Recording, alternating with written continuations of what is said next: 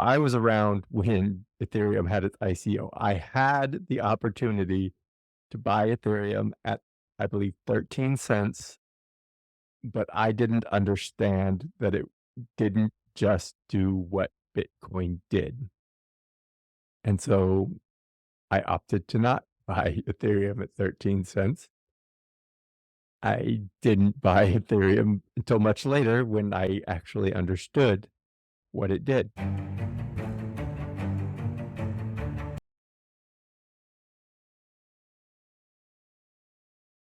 Welcome to the Blockhead Podcast, where we share the most unpopular opinions in crypto.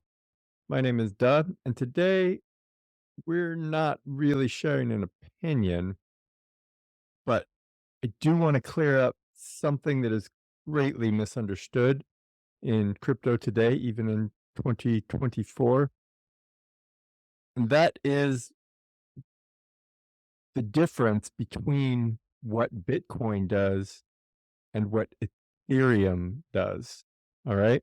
And this doesn't just apply to Bitcoin and Ethereum, but really all of the money themed blockchains and smart contract blockchains. So, in another episode, I talked about how in my time in crypto, I've seen lots of blockchain come and go. Most of them are still out there. We refer to them as ghost chains. Most of those chains were all iterations of Bitcoin that did the same thing that Bitcoin did, but cheaper or faster. And so you can think of lots of chains like this. I've made mention of Feathercoin, Clark Coin, some other ones that do this, Stellar Chain, which is more of a public chain rather than a private chain like XRP. All of these chains, what they have in common is that they do what Bitcoin does. It is a money ledger. That is the purpose of the blockchain. And I don't want to downplay the importance of this. A money ledger is revolutionary. A decentralized money ledger is revolutionary. The money ledger was also revolutionary, but the decentralized money ledger is very revolutionary. However, what I want to point out is that Ethereum and the smart contract blockchains, they are money ledgers, but they also are meaningfully different from blockchains that are just money ledgers. So sometimes I hear talked about in CNBC or other places where folks typically don't really understand crypto very well, is that Bitcoin is kind of like gold. If you were to refer to these things as commodities, Bitcoin is kind of like gold, and Ethereum is kind of like silver, like a little brother to Bitcoin. But that's just not the case. They are meaningfully different blockchains. And I'm going to try in this episode to help you understand how significantly different they are and why they are both important. So, if you're listening to this podcast, I assume that you already understand Bitcoin at some sort of basic level. You understand its importance as a decentralized form of store of value or money, a digital gold, right? A government agnostic store of wealth. All right, whether you want to call it a money or a currency, I think you understand. I'm hoping you understand the technology. Now, this particular episode is going to be a rather low level. I'm going to call this an introduction level to to crypto technology here, um, because you're not going to understand it all. But I do think it's important that everybody understand that Ethereum and Bitcoin are meaningfully different. And I'm using Bitcoin and Ethereum as proxies. Really, what I'm talking about is the money blockchain versus the smart contract blockchain. All right. So let's go back to the commodities analogy. I do think that it's a good analogy to think of Bitcoin as a digital gold. I think that that's a fair analogy. It's has all the similar attributes that give gold value, plus some bonus attributes, such as the ease of storage and the ability to uh, transact over vast distances, right? Gold, it's really hard to buy things online with gold. It's very hard to send gold to your family in Colombia. It it's just it was a great technology at the time, but it's an outdated technology.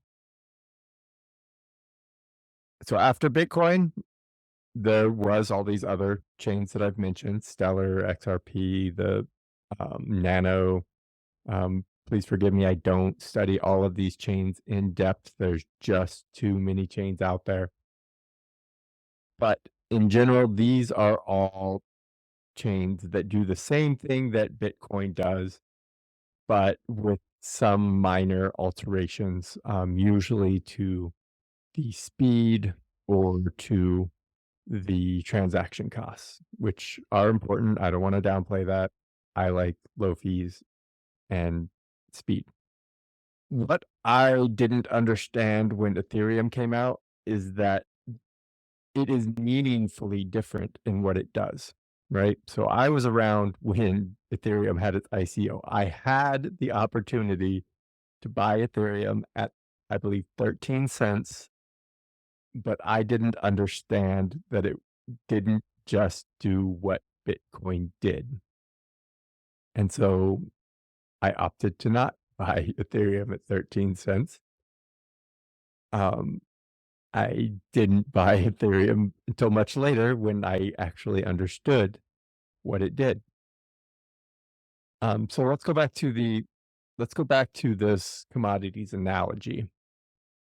If we're going to use a commodities analogy, I don't think that it's a good analogy to think of Bitcoin as gold and Ethereum as silver. And that's because Ethereum, though it works as money, it can work as a currency. That's not really what it is. If I were to compare it to a commodity, I would compare it more to something like oil.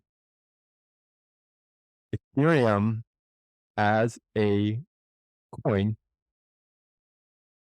or the cryptocurrency Ethereum, is there to power transactions on the Ethereum network.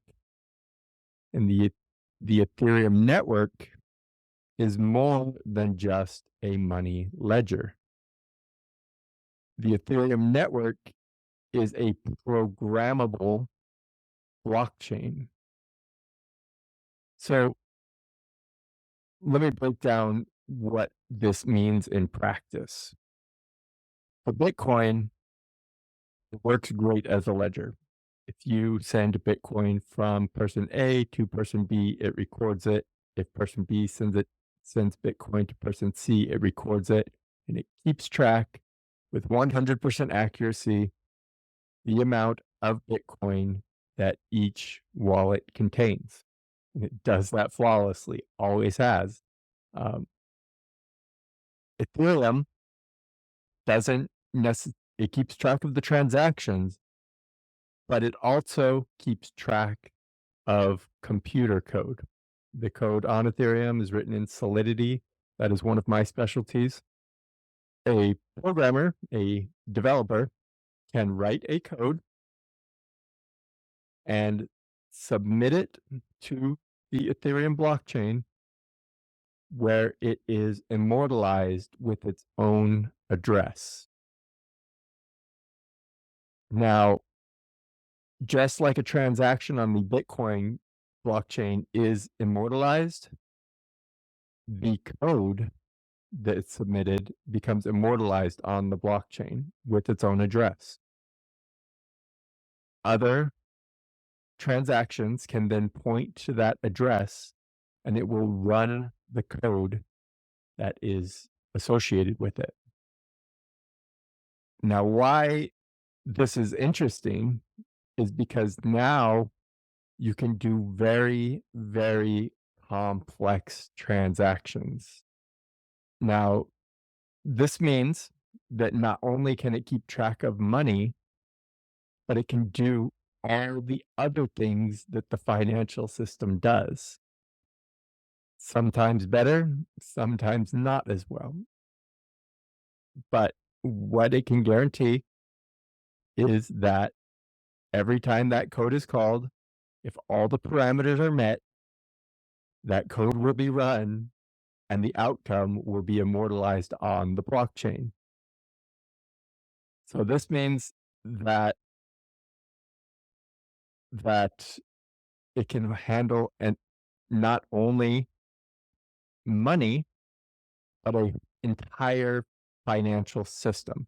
Now, whether it can handle it or not is up for debate because the Ethereum blockchain itself, in particular, is not fast enough to handle all the transactions that might occur in a financial system. Not even close. No question, not even close. However, it's got the seeds for it, right? All the other smart contract blockchains that exist do the same thing as Ethereum, but have some mechanism to do it faster or less expensive, or have other minor tweaks around the edges that don't make them meaningfully different. They don't do something different in the way that Ethereum does something different than Bitcoin, but they do the same thing as Ethereum. They do it faster or cheaper or using a different consensus mechanism or using a variety of different types of chains or mechanisms or consensus patterns or something like that. But the thing they do is similar to Ethereum. And what that means is that the Ethereum network can not only host Ethereum, that is its native token, it can host other types of money currencies, but as well as storing all sorts of other types of value and as well as things that do not contain value. Right? So most tokens, if you ever go to CoinList, if you get past the first 10 or 20 tokens on that list, or I should say, let's delineate here between what is a token and what is a coin. There's not an entire consensus here. Typically, when I'm going to say Ethereum or native currency, Ethereum is the native currency of the Ethereum network. It is the only thing on the Ethereum network that can be used to pay for transactions on the network. Everything else that exists on the Ethereum network is considered a token of some sort. So NFTs are non-fungible tokens. Most other tokens you might be familiar with, USDC, Tether, Aave, Uniswap token. These are all what are referred to as ERC20 tokens. All of those tokens exist on the Ethereum blockchain. To transact in those tokens, you need to use Ethereum. And this is why I refer to Ethereum more as oil than as a money, rather than referring to it as a commodity like gold. I refer to it as a commodity like oil, because Ethereum is the fuel that powers the transactions on the Ethereum network. In fact, when you pay for a transaction on the Ethereum network, it's referred to not as a transaction fee, but as a gas fee. And the more complex the transaction, the more that you will spend in gas to make that transaction go through. So this is going to simplify kind of how Ethereum works under the hood. It's going to oversimplify it. But again, this is really so that more beginner crypto users can understand the difference between smart contract chains and the money chains. You can link together multiple smart contracts. So smart contracts, again, are a bit of code that has been immortalized onto the blockchain. And if you've ever heard somebody refer to perhaps money Legos, it's because you can link together 2, 3, dozens, hundreds of these smart contracts to make very elaborate transactions occur. It's fascinating to me, partially because I write smart contracts, but it is enabling all sorts of financial products and things that are not available in the traditional finance world, because you just can't do these types of things um, without layering up lots of different types of transactions. So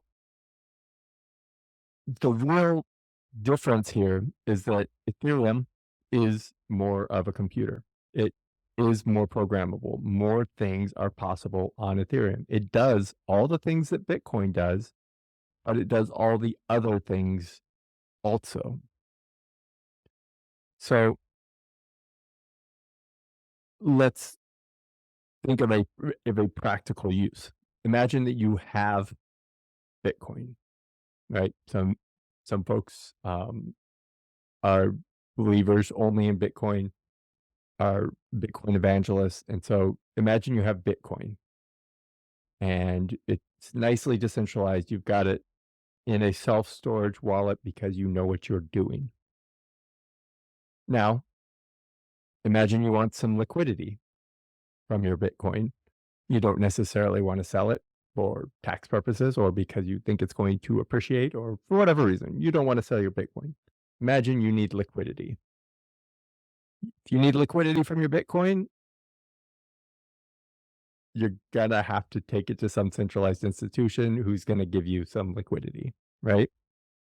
Um, again, introducing these centralized institutions back into the picture. On Ethereum, you have Ethereum and you need liquidity. You lock it into a lending protocol, a smart contract that says, we're going to hold your Ethereum and pay you in stable coins, or perhaps you wanted to borrow Uniswap tokens or something. You want to short Uniswap tokens or something. You can go to a protocol, borrow those tokens in a decentralized fashion. Some protocols are more decentralized than others, but that is a topic for, it's a more advanced topic for later on down the road. Hey, blockheads. Thanks for listening. We're going to get you back to the podcast in just a minute, but before we do, there's something I want to share with you.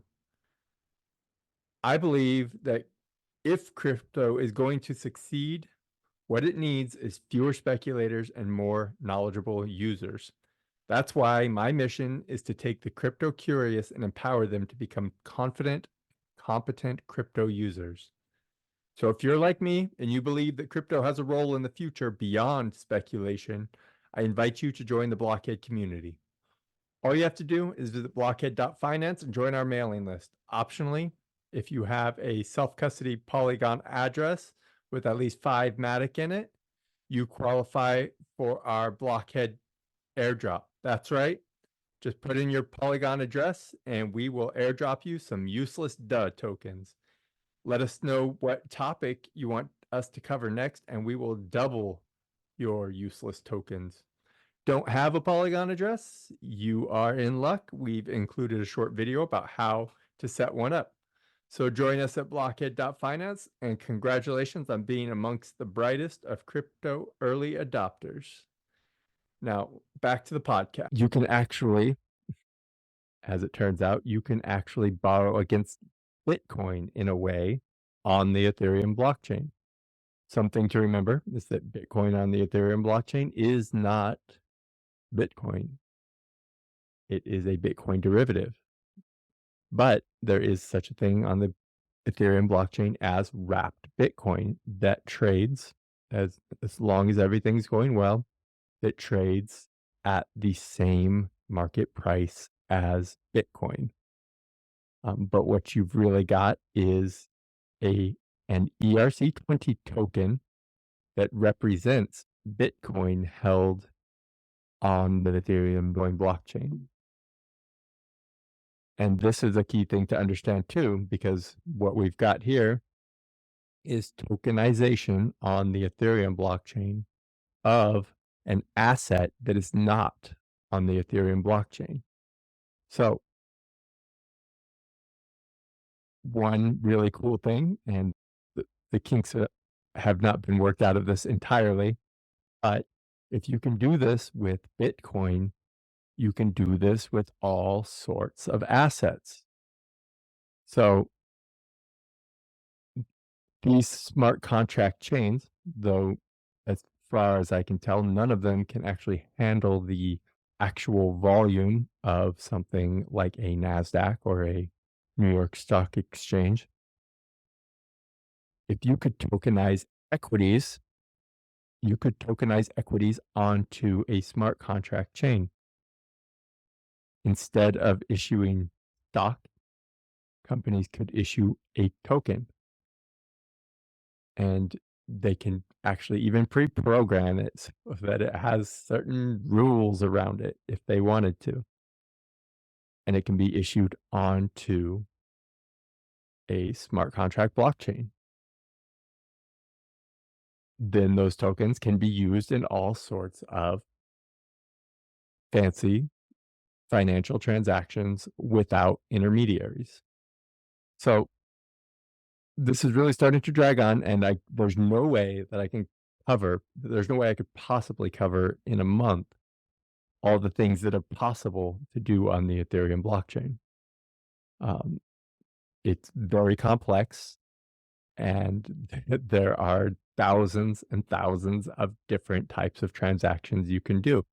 I myself have created dozens of different types of transactions, smart contracts on the Ethereum blockchain that interact with other smart contracts on the Ethereum blockchain.